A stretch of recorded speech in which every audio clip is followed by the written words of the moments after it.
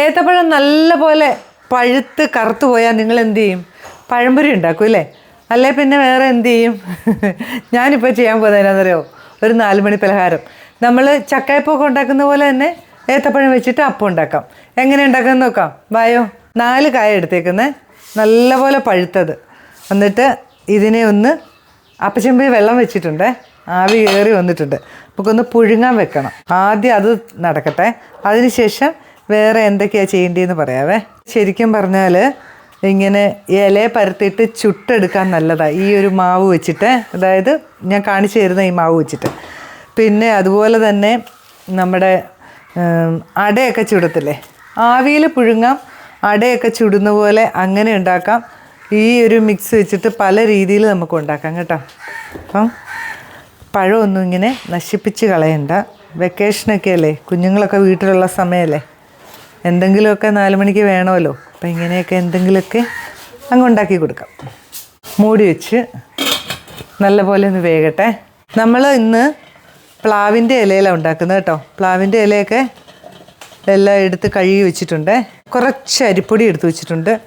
ഒരു തേങ്ങ, പാകത്തിന് നല്ല മധുരമുള്ള പഴമായിരിക്കും, നല്ല പഴുത്തല്ലേ, അതുകൊണ്ട് ശർക്കര പാകത്തിന് എടുത്താൽ മതിയേ. ഇതാ ഏലക്കാപ്പൊടി, കുറച്ച് ഉപ്പ്, ബാക്കിയൊക്കെ നമുക്ക് കാണിച്ചു തരാം. പഴം ഒന്ന് വെന്തോട്ടെ. പഴമെല്ലാം ദേ നല്ലപോലെ വെന്തിട്ടുണ്ട് കേട്ടോ. ഒന്ന് സ്റ്റൗ അങ്ങ് ഓഫ് ചെയ്യാവേ. പഴമെല്ലാം ഒന്ന് തണുത്തോട്ടെ, നല്ല ചൂടാണ്. ഈ പഴത്തിൻ്റെയൊക്കെ തൊലിയൊക്കെ ഒന്ന് കളഞ്ഞെടുക്കാവേ.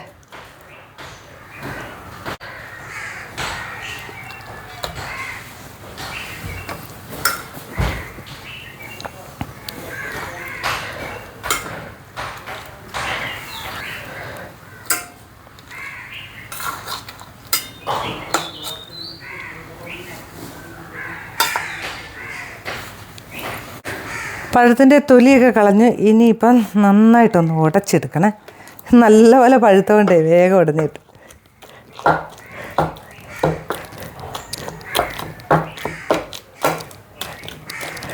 നല്ല പോലെ ഉടഞ്ഞ് കിട്ടി കേട്ടോ. ഇനി ഇതിലേക്ക് നമുക്ക് ശർക്കരപ്പാനി ഒഴിച്ചു കൊടുക്കണേ. കുറച്ച് ആദ്യം ഒഴിക്കാം, അത് കഴിഞ്ഞിട്ട് വേണമെങ്കിൽ പിന്നെ ഒഴിച്ചു കൊടുക്കാം. നന്നായിട്ട് മിക്സ് ചെയ്യാവേ. കുറച്ച് ശർക്കരപ്പാനിക്കകത്തേ ഇതിങ്ങനെ ഇരിക്കട്ടെ. കണ്ട മധുരം ഒന്ന് നോക്കണേ. നമുക്ക് കുറേശ്ശെ പൊടി ഇട്ട് കൊടുക്കാം.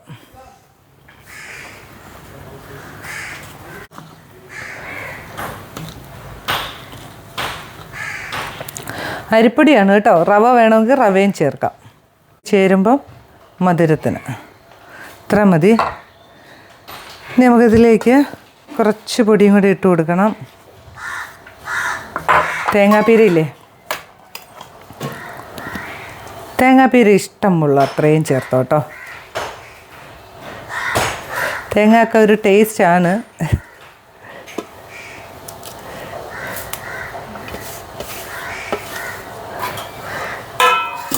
കുറച്ച് ഉപ്പ്,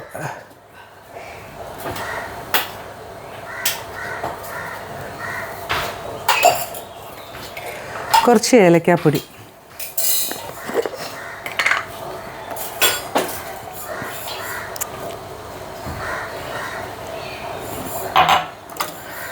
ഇനിയില്ലേ നമുക്ക് ഈ തവിയൊന്നും സെറ്റാവൂലേ, കൈ കൊണ്ട് അങ്ങോട്ട് കുഴയ്ക്കാം.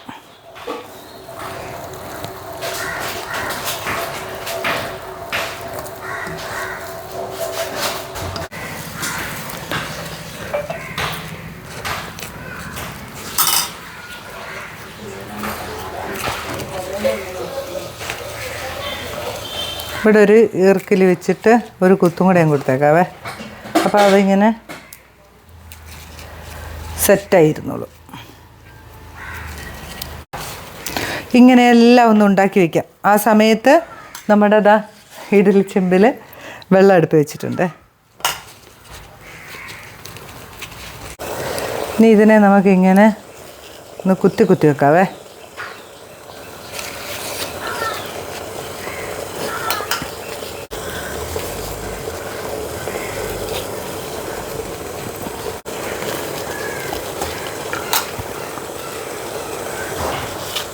ഇനി നമുക്കിതൊന്ന് മൂടി വെച്ച് വേവിക്കാം കേട്ടോ.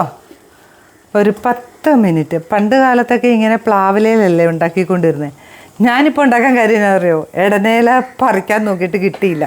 അപ്പം ഞാൻ നട്ടു, നേരെ പ്ലാവില പറിച്ചു. നല്ലതല്ലേ? നിങ്ങളൊക്കെ പണ്ട് ഇതുപോലെ ഉണ്ടാക്കി കഴിച്ചിട്ടില്ലേ? അപ്പോൾ നമുക്കും ഒന്ന് ഉണ്ടാക്കി കഴിക്കാം. ഒരു 10 മുതൽ 15 മിനിറ്റ് വരെ ഇരുന്ന് വെന്തോട്ടെ. നമ്മുടെ അട എന്തായി നോക്കണ്ടേ? വെന്തിട്ടുണ്ട് കേട്ടോ.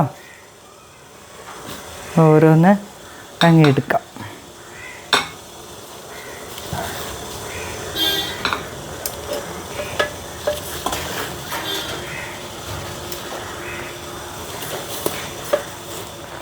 ഇതിങ്ങനെ വെക്കുന്നത് എന്നാണെന്നറിയോ, എടുക്കാനും എളുപ്പമുണ്ട്, നല്ലപോലെ ഇങ്ങനെ തന്നെ നമുക്ക് കിട്ടുകയും ചെയ്യും. അതിനാണ് ഞാൻ ഈ തുണി കെട്ടിയിട്ട് വെച്ചത്.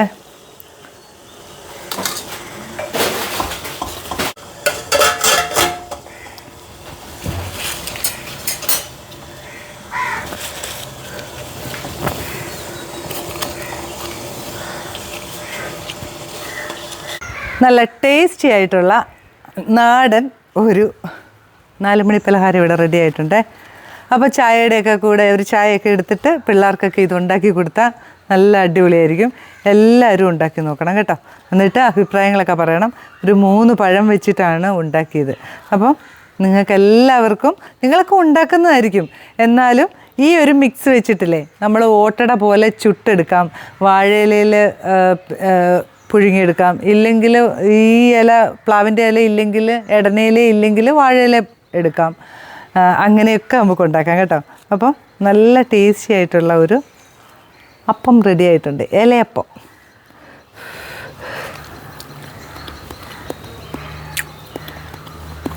നല്ല ടേസ്റ്റാണ്. അരിപ്പൊടിയിലും റവയിലും ഒക്കെ ഉണ്ടാക്കാവേ. ഉണ്ടാക്കി നോക്കിയിട്ട് അഭിപ്രായം പറയണം കേട്ടോ. അപ്പോൾ വെക്കേഷനൊക്കെ അല്ലേ, കുഞ്ഞുങ്ങൾക്ക് ഇതുപോലെയുള്ള നാടൻ പലഹാരങ്ങളൊക്കെ, ആ രുചികളൊക്കെ മക്കളെ പരിചയപ്പെടുത്തി കൊടുക്കുക. ഉണ്ടാക്കിയിട്ടുള്ളവരാണെങ്കിൽ പോട്ടെ, ഇല്ലാത്തവരാണെങ്കിൽ ഒന്നും ഉണ്ടാക്കി നോക്കൂ കേട്ടോ. പഴമൊക്കെ നശിപ്പിച്ച് കളയാതെ. അപ്പോൾ പുതിയൊരു വീഡിയോ ആയിട്ട് ഞാൻ വരുന്നതായിരിക്കും. ബൈ.